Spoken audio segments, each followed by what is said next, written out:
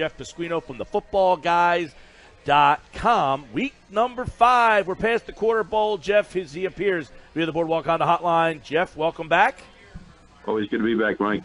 Absolutely. Week 5 here. We got the Thursday night game tonight. We got a Colts team going to New England, which finally blew up last night. So before we get into it, make sure you tell the listeners today which guys in tonight's Thursday night game need to be active in their lineup. Definitely favor the Patriots, and I think Gronkowski's going to play, so I think he needs to be out there. And the theme you're going to see is guys getting back from suspension this week. So Julian Edelman is back. He's definitely worth play. James White is a solid player, running back 2. Josh Gordon is really a roll of the dice. For the Colts, and of course you can play Tom Brady. For the Colts, they're 3 wide receivers this week. T.Y. Hilton is out. So it's Chester Rogers, Ryan Grant, and Zach Pascal. So if you need any of those guys, I'm sorry. I wouldn't go there. I would pick Ryan Grant of that group. The guy I would actually start at tight end, Eric Ebron, and at running back, Naheem Hines is the running back I go with.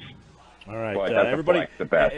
And you mentioned Josh Gordon. We were kind of talking about him earlier because he is such a mystery. Like, they got him. Everybody thought he'd be like Randy Moss when he went there. And last week, it sounds like you didn't see enough to make you feel comfortable to throw him in your lineup.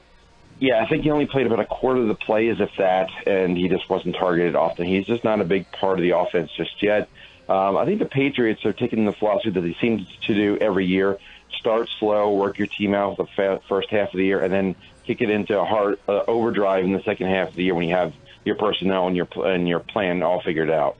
All right, let's get some quarterbacks for you here. Jeff Pasquino, footballguys.com. Remember, you can send us a text on the Scores text board, 609-403-0973 with questions for week number 5. Let's start off with, how about Kirk Cousins against the Eagles? The Eagles last week got torn up, but they're a different defense at home. So, do you like Cousins against Philly? I kind of like him as a borderline quarterback 1. Again, it's a tough Philly defense.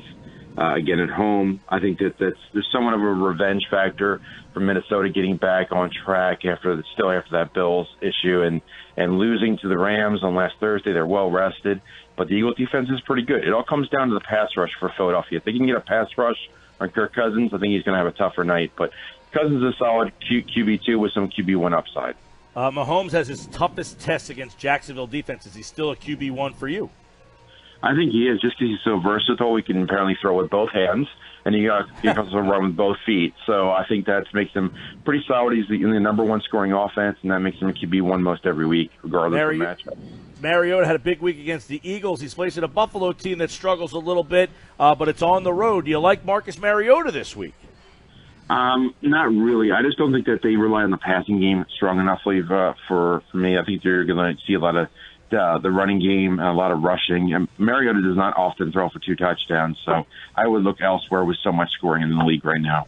All right, a couple more for Jeff. I would imagine Goff, after that big performance, that he's a guy. Is he elevating up your fantasy football QB rankings? He is, and I was fortunate enough to start him in one of my leagues last week after my recommendation. I'm glad I stuck to my guns there. And I think Seattle's overrated on their defense. They're living on fumes and reputation, and it's falling apart.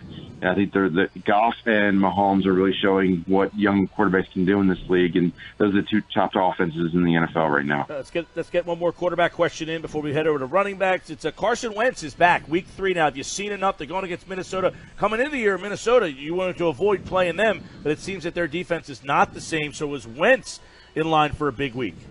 I think he's got some upside for QB1, but he's still working out the kinks, and getting Alshon Jeffrey back certainly helps. I think he's got some upside there. Minnesota can be tough at times, and again, they're well rested. This playing last Thursday, so I lean more towards a QB2 rating for Carson Wentz. All right, Jeff Pasquino, footballguys.com. We're moving to the running backs. If you have a question for Jeff, 609-403-0973 on the Scores text board. Devonta Freeman's back for Atlanta. Should he be active for fantasy owners?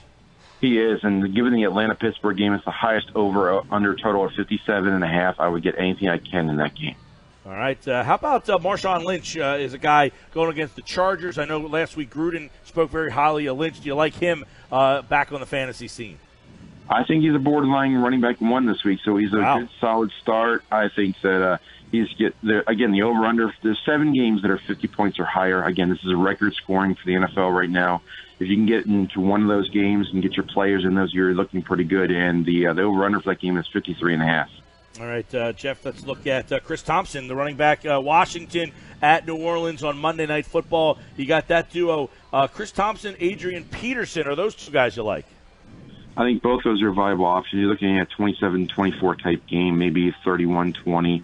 Both teams are going to put up some offense. Washington's coming off of a bye. Chris Thompson catches a lot of passes from Alex Smith, who likes to throw shorter. I think Chris Thompson is a running back 1 in PPR leagues, running back 2 overall. Okay, return of Ingram. What does that do to Kamara? Both of them are going to be viable. They were both running back 1s last year, so I see that they'll work out the balance, but I think that both of them will be very viable in that offense. Is that similar to what's happening in Denver with Freeman and Lindsey? I think it is in some regards, but the offense isn't as good in Denver. Case Keenum missed a wide open Thomas for a touchdown that would have won the game at the end of Monday Night Football. If their passing game was more like Drew Brees, which many teams are not, then I would say yes. But I think that both backs are supported well in Denver. They just need a little bit more offense. Let's go to the wideouts here. A couple of wideouts for you. 609-403-0973 if you have a fantasy football question for Jeff Pasquino of thefootballguys.com. Corey Davis had a big week last week. Our owner's going to be running to get him in their lineup this week. He is a solid wide receiver, too, this week. I think that, again, I'm not big on Mariota, but I think if he's going to look to throw to anybody now that he's lost his main tight end, I think that Corey Davis has now proven to be the wide receiver 1 in that offense. Calvin Ridley keeps scoring. Chris Carter, all he does is score touchdowns. Should he be in your lineup? He should, until he stops scoring touchdowns. So I think him and Will Fuller are really going back-to-back as far as second-year or younger wide receivers that are getting touchdowns most every week, because the other receiver that's a true wide receiver 1 is getting all the coverage in the secondary. We got the return of Alshon Jeffrey last week. Had a big game, over 100 yards. Should he be active this Sunday against Minnesota? I think he should. I think that Philly-Minnesota, it's another game that's not quite the 50-point total, but I think that could be a sneaky shootout for a 27-24 type game, and both teams are going to have to throw. All right, a couple more wideouts. We'll get Ryan is calling the questions along with Eitan. They'll have some questions for Jeff from our listeners. 609-403-0973. Last wideout for you. Let's go and take a look at, how about John Brown going up against Cleveland, the Baltimore wideouts. We typically don't recommend Baltimore wideouts, but is that one that should be playing? I think so. I think that the Ravens are a different offense this year, and I think they're going to lean more towards the passing game because it's clicking right now. And late news today was that Alex Collins he may be a scratch. So if you're looking for a pickup, Buck Allen is a solid running back to go out and get this week. All right, let's get some listener questions in here for Jeff Pasquino from thefootballguys.com. Don't forget, use footballguys.com like I do for all your fantasy football stuff. Although I'm 0-4, but that's because of injuries right now, right? I drafted Josh Gordon way too high. I lost Devonta Freeman. Otherwise, I'd be pretty good. I'm losing by just points every week. Right, just sure you are. Yeah, we know you are. Yeah, it's a drafted one. Josh Gordon. Yeah, Josh Gordon, first overall. All right, Jeff, here we got a two-parter here from a listener.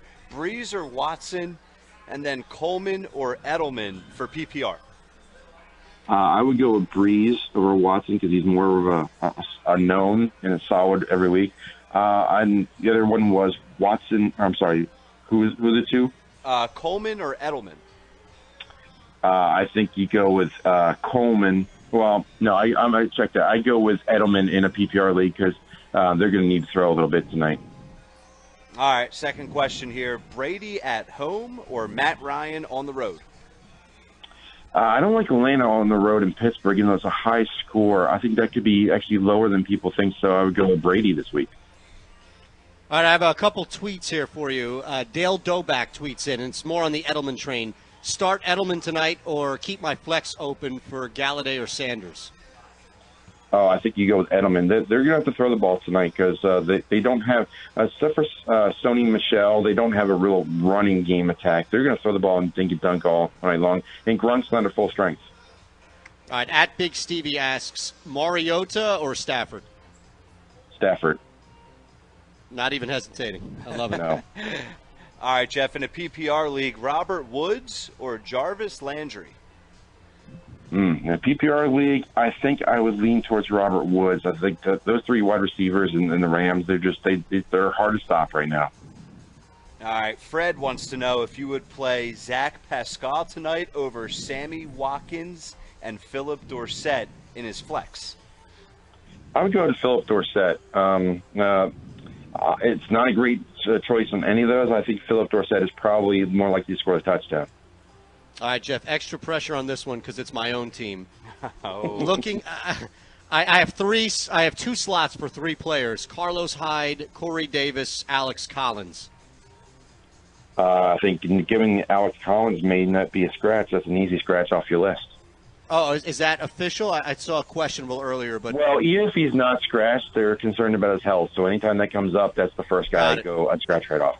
That's all I need to hear. Thank you, sir. All right. If we didn't get to your questions this week, we'll try again next week. Jeff will be back, same time. Jeff Pasquino, footballguys.com. Jeff, before we run, let us know some waivers, sleepers, and starts from you. There's a lot of names to go out there. Don't forget the Tampa Bay and the Bears are on a bye, so Cameron Brate is going to be probably a feature tight end for a few weeks. Being a tight end, you go grab him there. T.J. Yeldon is probably going to be starting for Jacksonville this week in a high-scoring game. Also, as I mentioned, Buck Allen. Make sure that Mark Ingram is rostered by someone, also for Julian Edelman. Kiki QT for Houston is a good pickup if Will Fuller is looking to be scratched. Either way, that rookie is going to get a lot of targets soon. And Marquez Valdez-Scantling is going to be the wide receiver 2 for Green Bay this week because they don't have any other warm bodies. He's a rookie. He's got some good talents. He's a guy that's probably on every waiver wire. Go out and get Valdez-Scantling. All right, Jeff Pasquino, footballguys.com. Give you some nice deep names there for your league as the bye weeks are starting to come in. And, of course, he appeared via the Boardwalk Honda hotline. Jeff, good luck to you. Good luck, everybody. Enjoy the games.